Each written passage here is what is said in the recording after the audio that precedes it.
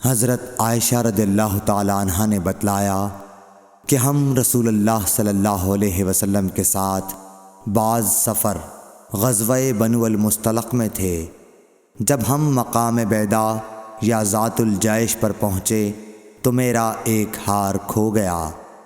رسول اللہ صلی اللہ علیہ وسلم اس کی تلاش میں وہیں ٹھہر گئے اور لوگ بھی آپ کے ساتھ ٹھہر گئے، لیکن وہاں پانی کہیں قریب میں نہ تھا۔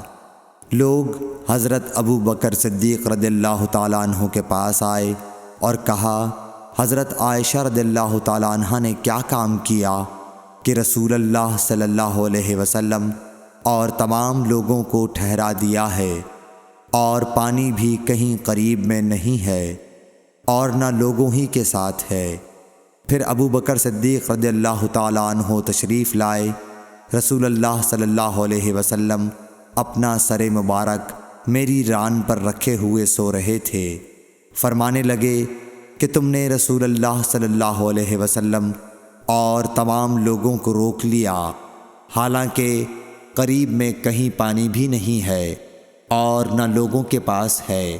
حضرت عائشہ رضی اللہ تعالیٰ عنہ کہتی ہیں کہ والد ماجد رضی اللہ تعالیٰ عنہ مجھ پر خفا ہوئے، اور اللہ نے جو چاہا انہوں نے مجھے کہا اور اپنے ہاتھ سے میری کوکھ میں کچوکے لگائے۔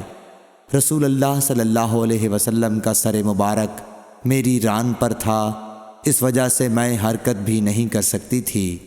رسول اللہ صلی اللہ علیہ وسلم جب صبح کے وقت اٹھے تو پانی کا پتہ تک نہ تھا۔ پس اللہ تعالیٰ نے تیمم کی آیت اتاری اور لوگوں نے تیمم کیا۔ اس پر اسید بن حضیر رضی اللہ تعالیٰ عنہ نے کہا کہ اے آل ابی بکر، یہ تمہاری کوئی پہلی برکت نہیں ہے۔